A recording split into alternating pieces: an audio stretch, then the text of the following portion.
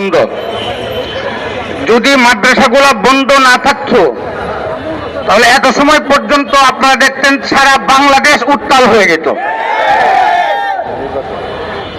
সামনে নির্বাচন, আমরা নির্বাচনের কারণে আমাদের বড় বড় মুরব্বীরা চুপ আছেন, কোনো কথা বলছেন না।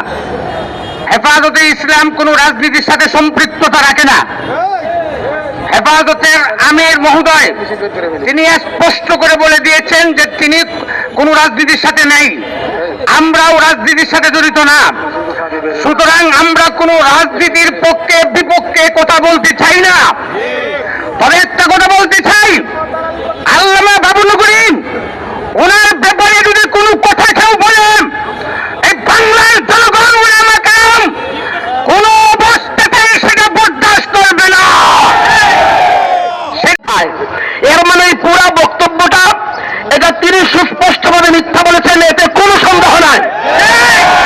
আমরা আবারও বলি, শেষ কথা বলি, নাসিরউদ্দিন পাটোয়ারী সাহেব এখানে আছেন, আমরা চাই তিনি আমাদের সামনে আসবেন এবং তিনি যে একজন, তিনি যেন এসে আমাদের কাছে পরিষ্কার শব্দে ক্ষমা চাইতে হবে। তিনি আমাদের হৃদয় স্পন্দন আল্লামা জনাব বাবুনগরীর বিরুদ্ধে যে মিথ্যাচার করেছেন, এই জন্য প্রকাশ্য জাতির সামনে ক্ষমা চাইতে হবে। আমাদের দাবি পরিষ্কার। পাটোয়ারী ভাইয়ের প্রতি আমাদের কোনো বিদ্বেষ নেই, কিন্তু তিনি যে বক্তব্য দিয়েছেন, তিনি যেই বক্তব্যে ভুল বলেছেন এবং মিথ্যা বলেছেন, আমি আপনাদের সামনে 3টা পয়েন্ট তুলে ধরি। 1 নম্বর পয়েন্ট ছিল, তিনি বলেছেন যে তিনি সবার সামনে আব্দুল কাদের মোল্লা সাহেবের খাবার গ্রহণ করেন নাই, কিন্তু লুকিয়ে লুকিয়ে খেয়েছেন, কারণ সবার সামনে গ্রহণ করলে নাকি তার রাজনীতি থাকে না। তিনি যে মিথ্যা বলেছেন, 1 নম্বর কথা হচ্ছে আল্লামা জনাব বাবুনগরী তো রাজনীতি করতেন না, করতেন, তাহলে এই কথা সত্য না মিথ্যা? 2 নম্বর বিষয় হচ্ছে,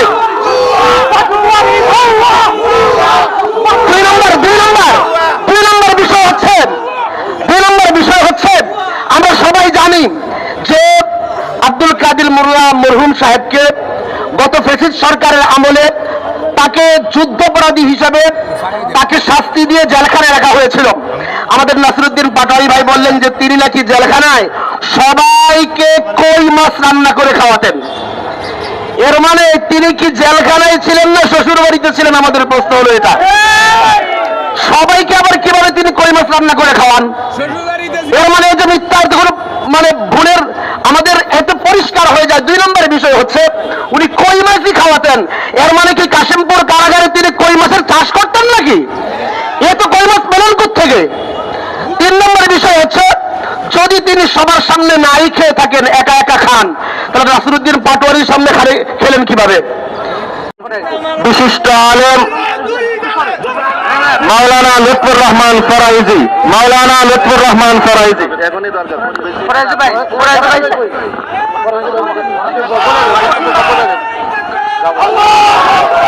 বিসমিল্লাহির রহমানির রহিম। আমরা ভাই একটু 1 মিনিট আমি খুব সংক্ষেপে 2টা কথা বলবো।